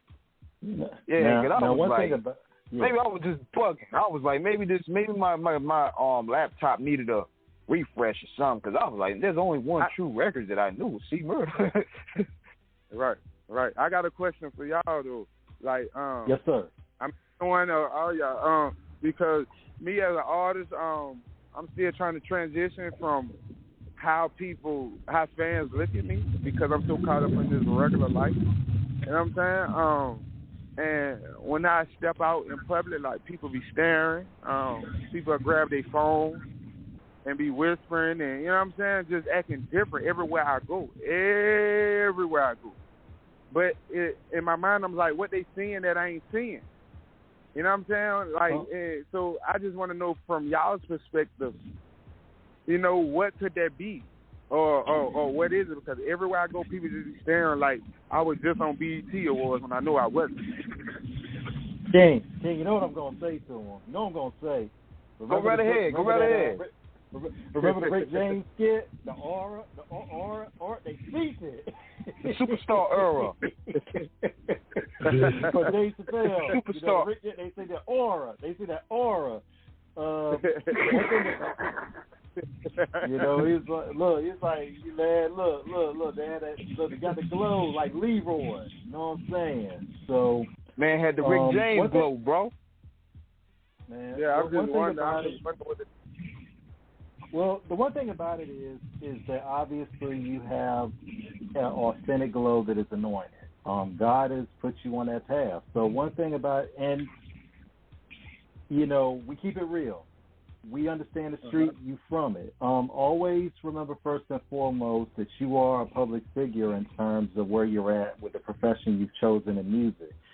And you have to be very, very careful about how you, when people engage with you, when people engage with you, you read their energy and see where it is. If it's not something you're comfortable with, you remove yourself from it. But if it's genuine and it's love, you know, it's nothing to just talk to them and just chop it up. Look at every opportunity when people want to connect with you in a real way, that it is the way of building your brand and being out there with the people. So many times we see artists out there, Saint, who claim to be from it, but they don't embrace the environment that they're in. They're not connected with the community they claim to represent. And all these things are important as your career goes, because you're headed for great things. And the most important thing is to have the support of the people there that you meet along the way in terms of them knowing you as a real individual. But also, too, your space is sacred. It is a spiritual place. It is your safe place. It is your right to also not have people in your space that you feel will threaten that energy that you have of positivity. Yeah, I remember years ago, this was in Vibe magazine, the famous cover that had all of No Limit on it. Mia X, C Murder, Silk, Mystical, all of them. I still have that issue. I still have it. And, you know, Silk was saying, you know, some people got backstabber in their blood. You know, you have to be careful. Man, you know, I appreciate one thing about it, Saint, this is a business. King and myself, look, you know, we both met celebrities. We've had the pleasure of talking to so many, you and so many others doing this show. We've got pictures with people we've met. Look, I was joking with my brother the other day. I was like, look, I'm getting a whole bunch of people hitting me up on IG that I don't even know. Hey, y'all. Wow. Hey, I'm sorry to interrupt, but yo, I actually kind of got to get going. I got the kids here and shit. And as you can probably hear, it's mad noisy outside, and I don't want to wake the kids up by going inside. So I want the audience to be able to hear St. Mac and everything. Just I'm going to go ahead and sign off. You guys go ahead and carry the rest of this interview. Just please, remember to let St. Mac plug his social media and where to buy all his music at. And just wanted to let you know, St. Mac, that Lil Pete from DSGB already hit me back, so he will be on the show very soon. Yeah. That's what it is. But St. Mac, I just wanted to thank you again for your time. Like I said, man, I'm a genuine fan of yours, man, and you ain't heard the last from me, man. I'll be in touch, and I really appreciate your time. But I'm gonna go ahead and sign off. Y'all can go ahead and finish this interview, and like I said, man, they'll give you time to talk about whatever you want to talk about, promote all your stuff, plug everything. But I just don't want to. Like I said, I'm outside, man, and I live right next to train tracks and shit. I don't want bad for the audience to hear a fucking loud ass train and shit. You know what I mean? So I'm gonna go ahead and back out. Y'all have a good evening, and I thank everybody at St. Mac. Thank you again, man. I appreciate you, soldier. And thank you. And appreciate so much again, Pat. Love you, man. Thank you. All right, man. Peace, Pat's always 10 toes down with it. But yeah, man. But like I was saying, it's like we get people. King will have people hit us. We'll hit him. People will hit me on the DM. Matter of fact, a dude just hit me today, and I was like, how'd you find me? And because the same way it is with you, it's the same way with us. We are very careful about who we deal with. This show is special for us, and we want to make sure that when we deal with people outside of the show that it's right for us, because we don't want anything, that negative energy coming into what we do. It's about being people first. Now, we got to talk about the history with you and Ski Murder, because obviously you were with him on the label. And so much has been said, we're not going to get to the situation of all that, but we know that one thing about Ski is that he is always real, and him have always gone hand in hand. What was that like in terms of the history you all have? If you don't mind taking us back to it in terms of you all meeting, and then when you coming on to his label. I mean, I'm affiliated with C Murder, okay, understood. Got it. They backing me, I'm backing them. C Murder been locked up majority of the time. When I linked up with him. It's been a lot of emails, and just a lot of emails writing, and me talking through G De Niro, and me and G De Niro keeping the TRU shit live. And Tamika, his old lady, where them two first most. G De Niro and Tamika keeping the TRU live, and me keeping it live. And people he got behind the scenes, Doe keeping it live. You know what I mean? And, right. It's just been, I really been doing it as a favor. And I don't even tell people that I'm affiliated with TRU. Sometimes I be forgetting it's going across my neck in the front, I don't even I don't tell people that I'm really affiliated with BG unless we talking like how we talking now, because I don't be wanting people to think I'm trying to use that to get where I'm going. Yeah, man. So that's why I just always if you know, you know. But other than that, I just always been St. Mac, unless you ask me. Other than that, because a lot of people they using their names to get somewhere. You got a lot of people that's speaking like they with Murder affiliated or not. Same with BG. Or you got some people, I ain't gonna say their names, but now their work ethic is crucial because BG about to come home. But before he was coming home, you weren't making a name for yourself on your own. That's not me. I'm a person that's gonna do my own thing and handle my business, and you know what I'm saying. And a lot of people, they just use their names, but it feel good. It feel good. Just let's see. That's Big Dog. He a real one. He not guilty. He didn't do that, and he like me. He done spiritually grew. He like helping kids. He a person that got a hell of a sense of humor. So the person that people, they portray him to be, that's not it. I'm telling the whole world, like, that man is not guilty. Like, that man didn't do it. He ain't crazy enough to be, 6 foot, whatever, in the middle of a crowd and squeeze a gun in front of everybody, and everybody already knows who he is. Like, the man is not crazy. He wasn't smoking dope. He wasn't, you know what I'm saying? Like, wasn't nobody around him gonna let him do that. You know what I'm saying? C Murder, again, he not guilty, man, and he about to come home. I talked to his daughter on I ain't gonna say on a daily, but every blue moon, but we be checking in with each other. Chelsea, his youngest daughter, Chelsea, you heard me? Y'all probably seen when he was on BET How I'm Living, you heard me? She probably was a baby, but she grown now. She married with kids. But I check in with her a real one, somebody that really know info rather than somebody who act like, they close something and really not. We got a lot of them out there that do that. See Murder, he married. A lot of people, they be trying to put Monica with him. I don't know what's going on with that situation, but I do know that C Murder is married. And that is not, you know what I'm Monica saying? used to date back in the day. They used to date back in the day. Back in the day, but, all on the media, they got C Murder, Monica, C Murder.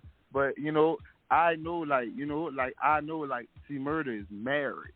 And to a regular woman, not no celebrity. You know what I'm saying? So, I'm a real one, man. I'm a real one. Yeah, they probably gonna do that for the clicks. They probably trying to do that to get they clicks on their blogs and stuff like that. They need a good story. Mm-hmm. And that ain't one. Now one thing about two things, because what you talked about in terms of what we're seeing the direction of hip hop right now, because the era we came up in with C Murder, when we, especially NWA, because all this stuff is intertwined from 1988 to 2001. So all this is intertwined over 13 years in terms of all the people from East Coast, West Coast, down bottom who come in the game. We heard about the streets in terms of what's rapped about, but it's changed now to where it's like where a lot of guys like Q, like P, like C, BG, so many others were rapping about the perils of the street, but were not necessarily embracing deaf culture. Matter of fact, they were not. And what we have now today is a lot of young people who are seemingly with the drill scene. And we love hip-hop from all genres, so we're not here to chastise or berate the youth, but we're concerned as older black men especially about, like you said earlier, life and death is in the tongue. And we are seeing so many of our youngins getting cut down early playing in something that they really don't understand from the street. Now, you came from it, and you understand it. Where do you think it changed? What do we do to have the young people really understand how dangerous it is living that life out there? And once you get in the music game, you stay in the game to make music, not to stay in the street and try to do music at the same time. Because, they ain't surrounded by leaders. On a daily. A lot of them ain't surrounded by leaders on a daily. And then, too, you got the music industry, the higher ups, who don't want positive music to come out. So that's their mission. That's why I ain't big. That's why I ain't bigger than what I am, because they know I'm trying to change my people. Right. You know what I'm saying? Like, that's why I ain't where all these artists, could have been, but just because they tried to get me to my soul in 2016. They wanted me to come out and say that even though I ain't gay, come out and portray that I had a husband. Like, that's what? I blowed it. Yeah, that's how they came at me. Saying that could have been blown if I would have been acting like that, but that's not me. That's what the music industry is doing. And the ones hold on, bro, because we got to understand how this even came to that. How did they even think that was okay to play you like that? We need answers. We got so many questions. taking a chance. They were taking a chance, and they see, and I cussed them out and hung up on them and this and that, and I'm gonna tell you, right after that phone call, like I lost four family members. I'm talking about died. They died. I went down. My car stopped working. I was living by myself. I had to move out and move in with somebody. Like I don't know what type of spirits they had, but the man went from, "Hey, Saint Mac, how you doing?" with a high pitched voice to and breathing, growling like a dog, like an animal, like a whole nother spirit. Yeah, I'm talking about it was real from a California number, and because I didn't do it, like my numbers went down. I watched numbers change on my what you call on the media from 1,000 something watching my story to only 3 people, and man, it's crazy. And when you got artists that don't think like me, this what's gonna happen to them. They gonna make them. They gonna change them and make them put on tight clothes, put a little dye in their hair, or you know what I'm saying, or had them on demon time to where they can manifest and be dead quick.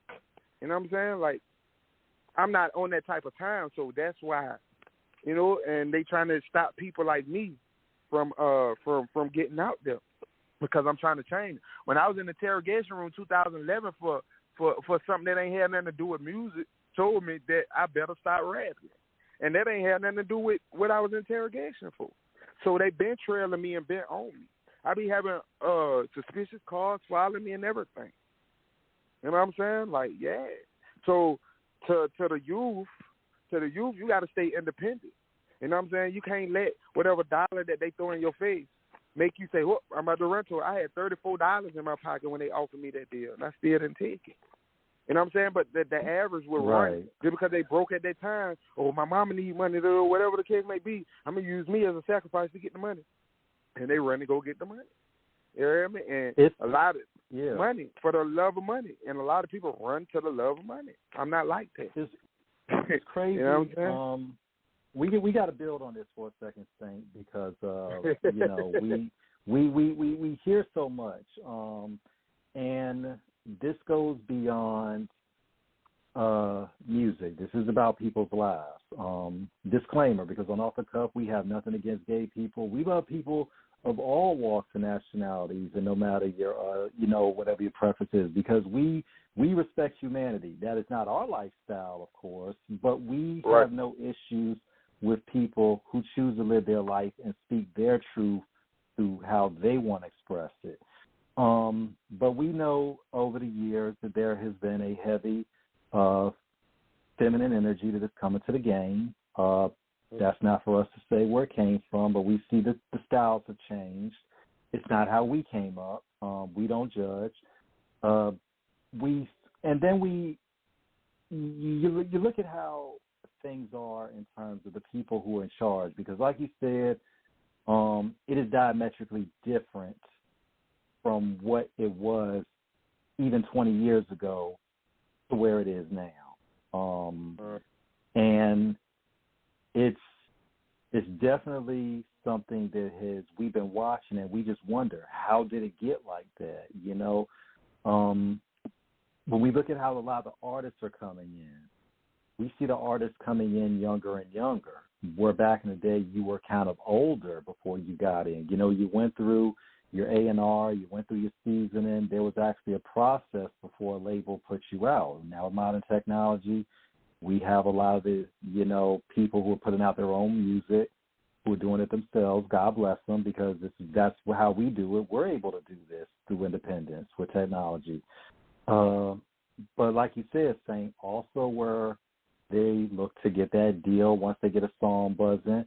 We've seen the situations with Tekashi, how that came down. No shade on Ice Spice.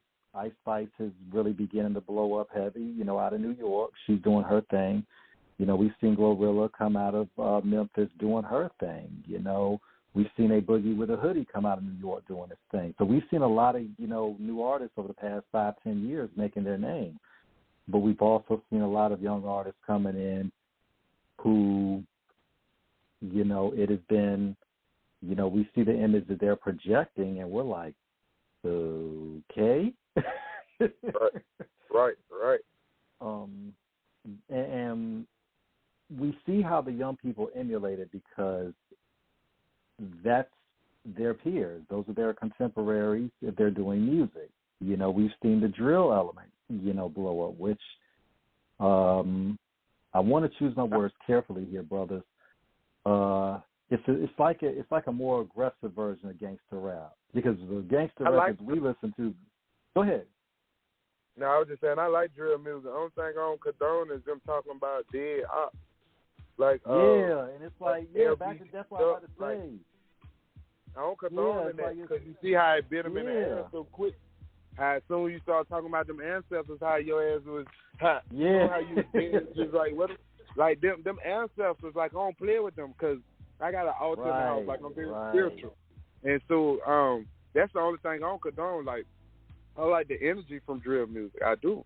But as far as I mean, it's great. It gets you hype. But that's what I'm about to say. It's like a more aggressive version of gangster rap because it's like back in the days. I mean, it wasn't like they was really like, you know, you may have beef and stuff, but it was like that's like your homie. I'm like nowadays it's like the young, they talk about man, fuck you, ain't your dead homie. It's like we're gonna smoke and all that. Like I don't condone that because you see how two artists, King Von and this Mo that do that, King Von and Duck. The main one talking about dead ops, they ended up right there with the dead ops. They you know what I'm saying? So that's energy manifest. You don't play with that. You know what I'm saying? At the risk, and I give another disclaimer because we definitely don't want to get Chicago pissed at us by no means. But when I saw FBG Duck's Dead Bitches video a couple years back, I saw that video and I was like, this is not. I just had a bad feeling. I'm like, this is not going to end well because it was just like. I like the song, but I was like, boy, and then they came and got him, and I was like, man. But you know, when I read that dude's family history, I think he had like 2 other sisters. If I got it right, y'all can check me in the comments once we post this on YouTube if I'm wrong. I think 2 of his sisters died in a house fire, and he had, and I know for this fact he had an older brother that died like 4 or 5 years before he did out in the streets. So it's you got to be careful about the energy that you project out there. And one thing about it, even with this show, we always want to bring positivity. We want to bring respect. We want to bring acknowledgement. We want to show appreciation. That is how we operate. We're not about trying to get out there like what you talked about, you know, like you be living regular life going through situations. Brother, we're not going to ask you about all the shit you did in the street. We're not trying to get you caught up in nothing, man. You know, we want to talk about the music and the elements that make you great in your spiritual journey of evolution and evolving, not about, you know, anything that is going to cement how real you are out there. We know that. We want to know about the man that is beyond that. Yeah. Shout out to Vlad TV, the main one that be doing it with the incriminating questions. Shout out to Vlad TV. All right. Yeah. Okay. I feel you, brother. Dude, I'm laughing because that's, oh, man. Oh, man. Oh, man. You see the conversations we have on there about that say. Oh, that guy. Yeah. No, we're not Vlad. We're not him. Don't want to be him on that. But yeah, we want to. But one thing about it too, like you and Pat were talking earlier, your passion for battered women to protect our young ladies out there. We looked at the situation recently of what happened with Tory Lanez and Megan, how he was convicted of that shooting situation, but now Megan was getting dragged about how she was lying about it. And, you know, this girl got shot.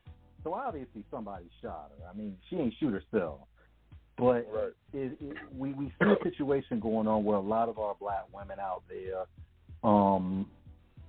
it's when they are threatened, when they are in danger, sometimes we're not as enthusiastic about embracing their claims. And I think sometimes I'm going to take it further, but not trying to insinuate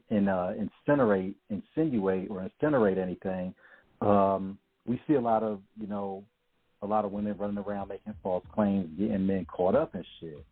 But my thing is, we get so caught up in all of that we're dismissing the claims of women who are actually harmed and injured.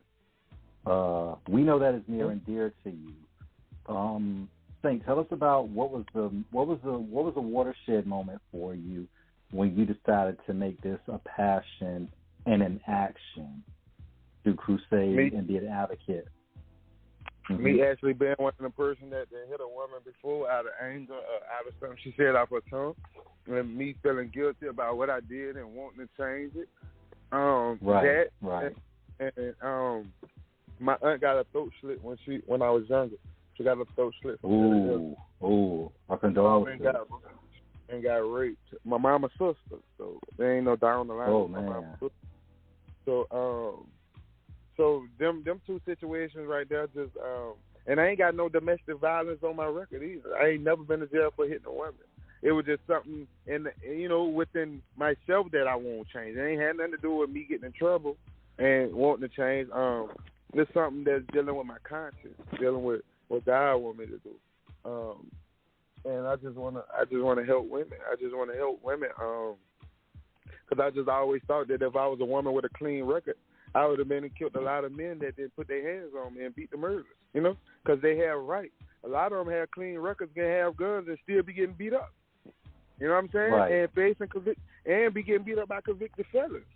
So I just always thought that if I was a woman, that I'd be the most gangster woman, because like having a clean record and having a gun and a convicted fella hitting me, I've been in dome shot at him, boom. Yep, in the papers, yep, be the murder, yep, like I'll be known for, but I'm just saying, like, I just want to help the women, like, I done ran into a lot of women getting hit. The situation I'm in, I came from a woman getting hit and I had to save her. So that's how we met. So I just want to help women. I just want to help the world. Like, I just want to clean up the world. That's all, man. Now, one thing about that, too, Saint, because a lot of times in the black community, we have seen relationships dictated by violence in terms of how it has been identified with, where some women identify men as being aggressive, if that's real love, if you can call it that. What do we do to change that tide in our community in terms of letting our women know that abuse from a man is not cool, and telling our brothers out there that when a chick start acting crazy and the bitch is nuts, get away from her. Because it's gonna be problems. So this is from both sides. How do we start that dialogue? How do we enact change in the consciousness and in the actions of adults, and even with the kids as they grow up, in terms of when they get older, hormones come. They start, interacting, because a lot of this stuff we see with the boys being aggressive with the girls, they start that at a young age because of what they've observed, and it's a learned behavior. Right. Where do you start at it? Within us. It started within us as examples, not even just a man being on a podium and telling 1,000 men that, but it started within us, because the less they see it, the less they want to be it. You know what I mean? I'm just being real. Even if a child has seen somebody get hit, if he don't see it no more within the next 3, 4, 5 years, then he ain't gonna be doing it, because he ain't, like, it just started with us, within us, energy, changing, it's like a domino effect, you know what I'm saying? And even when we change it, it's not meant for us to see it. Like, I can't see when you apply it, you can't see when I apply it. Like, we just got to know this is what we're going to do and this is what's going to happen within men amongst us. Men with big platforms, they got to start putting it out there. Me, I'm putting it out there. The ones with bigger platforms that can reach people, from not even just rappers, actors. Radio host personality. You know what I'm saying? Like, we just got to use the platforms to plant seeds and put it out and let it be a domino effect. You know what I'm saying? That's it. Like it's got to start somewhere, but we gotta say it and put it out first on top of, mood like how we talk. Especially being in them situations. I know I'm motivated just by even putting it out there to where when I get out the phone, I wouldn't do it just because I'd be procrastinating or people know me for putting it out. Like I can't. So right. It's a domino effect. It started within us. It started within our household, within our community, amongst each other. Because masculine men is not going to listen. I mean, some will, but some got a lot of ego and pride. So it just have to start within us. You have to be around your partner, your partner or somebody who talking about they didn't hit a female. You gotta let them know, man, that ain't cool. I ain't rocking with that. Like it got to start just off little stuff like that from conversations. Our conversation gonna grow and go to, what I'm saying? Like, power of the tongue. Like it just got to start. That's how it's gonna start. It's one thing about it too. I could drop a gem right here. I could probably give you a good idea where I personally think why you see women become more masculine, so to speak. I could probably speak on this just based off what we see within the music. Because number one, a lot of these females that you see popping now, that that talk all that aggressive talk, 9 times out of 10 they have ghostwriters. They have ghostwriters by men, so they're basically spitting from the male point of view, male perspective. Right. Oh, all of them do. Oh, I never thought about it like that. And then too, in the streets, they not balanced out. They more masculine than feminine. Like we have to be balanced out, like as men and women. Like we have to be balanced out. We have to be balanced out, feminine and masculine. A lot of these females, they more masculine than feminine, and the ones that's getting beat in domestic violence, they more feminine than masculine. You feel me? And check this out. And check the game too. And not to mention, a lot of the ghostwriters. You ain't never heard a lot of these guys. 9 times out of 10 is they pimp, or it's probably somebody that nobody really knows. That's like, for example, the guy, what's his name? He big now. Safari. Nobody knew who he was, but he wrote all Nicki Minaj's hardest raps. And look at him now. They using music. They using music as a joke, as a play tool rather than how serious it is, because you manifest in them lyrics still. I'm gonna tell you, because I wrote something for my people, A4R Shy. Y'all see A4R Shy on shit? Y'all go to my song, This Not a Rap. It's called This Not a Rap. St. Max featuring A4R Shy, This Not a Rap. I wrote something for her saying it's for the ducking homicide division, and I avoid prison if I listen. Don't you know 2 weeks later we was ducking homicide for real? Don't you know when we got out of homicide and I just turned that song on, we both looked at each other and were like, what the fuck? Like, man, we just got out the situation. Rewind that back and we both shed tears like, man, and I'm looking at it like, man, I got to watch what the fuck I write for you now.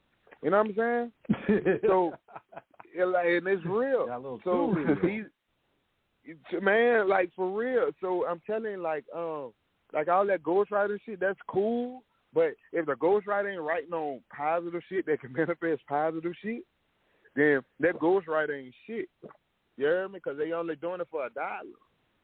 You know what I'm saying? Doing it for the wrong purpose. Or writing some masculine shit for a female. You know what I'm saying? And that's fact. That's fact. It's for the wrong reason. If you ain't manifesting, if you ain't no good ghostwriter, the way you balancing out this woman or you helping this woman, and you got her going, or whatever the case may be, or you writing some shit that'll manifest for her and get her killed or whatever, then man, fuck a ghostwriter, because ghostwriters are powerful of the tongue and what you write. Like, they don't take it serious. It's a joke. Like, a lot of people are taking shit as a joke. They're just about getting, like you said, they just trying to get paid. And you know, the thing for the about wrong it reason. is, and see, the thing about it with rapping, I think that's why at large, it's always been a deeper issue with ghostwriting, because you can sing a song, you can play an instrument, but rapping is something that really should come from you in terms of your self-expression. And we're over. The case in points, guys. The case in points. Look at. I mean, cut off Key Magic, but the case in points. Look at Lil Kim. Look at Lil Kim. Big. That was basically Big's image right there of Lil Kim. Right. Same thing with Jay-Z and Foxy. That was Jay-Z's vision of who he was. He wanted Foxy to be. That's why they came across like rapping real aggressive on those records. It's a reflection of them. Right. But even then, when you listen to those records years back, they were slick, they were clever, they were player fly, but it wasn't something where, and I think, because we're going to have you back on this show, Saint. We're going to have you back on the show, Saint, because we're going to continue this conversation because we got a little time left. But it's also, but what we're seeing now is the deeper issue about what our women are what they've had to endure growing up without having positive male role models there. And they've had to deal with it from a level of having to survive. So they developed an instinct that is predicated on rough and tough. Because my thing is, I love a woman that can handle herself, and I love her. She got a little gangster in her. But my thing is, boo, you gotta be soft too. You know what I'm saying? We can't have two rough people in a relationship. It's like. But they thinking that aggressive stuff is gonna scare. If they get in a fucked up situation, that it's gonna scare the man enough, or they're gonna be ready for that battle. And these men still would challenge you. They don't give a fuck how aggressive you is. Like a man still gonna be. Some men still gonna be feeling like I'm still gonna overpower you, and that's what get them popped real quick from somebody who think with low vibration, because somebody done built them up to be so aggressive. And you know what I'm saying? And then you still got somebody that's gonna play with you and try you. So, and then I'm just thinking, right quick, Mia X was one of them when y'all was naming rappers, because she was just so, she was going hard with the No Limit. But in reality, like, Mia X is so sweet and soft-spoken. You know what I'm saying? Yeah. When I'm talking about, you wouldn't even think it's Mia X. You'll be like, wow, you Mia X. Like, she is so sweet, so, like, man, just so of an angel. You know what I'm saying? But when you hear her on record, I'm the hardest, you know what I'm saying? So, yeah, I understand what y'all was saying. Definitely, yeah. Yeah. Man, look, and we're getting pressed because we don't want Blog Talk busting us off. Saint, this has been an honor, man. You're welcome back anytime. I just followed you on IG, Team Action VA. King, King's already hit you from off the cuff and his King Era Productions as well. Dude, thank you for the inspiration. Thank you for the education. Thank you for you being here, man. We appreciate you so much, man. We got all the time. Yeah, look, plug everything you got shamelessly, because we're going to shamelessly support it. Tell everybody where to find you online, on Apple, Spotify, everything. Your social media, tell everybody where to find you. Facebook, whatever. Only thing you got to do is Google Saint Mac, rapper Saint Mac, or just Saint Mac. On Facebook, I'm True Saint Mac on Facebook. On Instagram, 504 Saint Mac. You hear me? I got a TikTok, 504 Saint Mac. I got a Twitter. That's 504 Saint Mac something. You hear me? So only thing you got to do is just Google me. I got 19 albums. I got 7 singles out there. All my music is on Spotify, iTunes Music, Apple Music, Amazon. Like anything that y'all dealing with music that y'all listen to, just search Saint Mac. My music is on Facebook Music. It's on Instagram. You can pull it up in your stories. You can pull my music up on TikTok as well. It's everywhere. So worldwide on all platforms. And I appreciate y'all, man. I appreciate the love, the real conversation. It wasn't just an interview. This was a real conversation from brothers, from Kings. You heard me? Man, look, we stay royal in how we rap, man. Look, keep the crown high, your vibrations higher, and you're unique in your universe.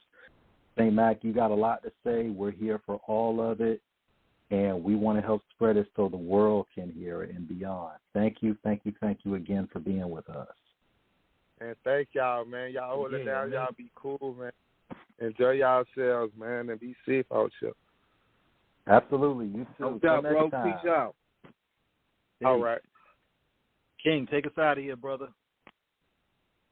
On that note, we up out of here. Catch y'all same time, same place tomorrow night. Jip. Peace. One. God bless.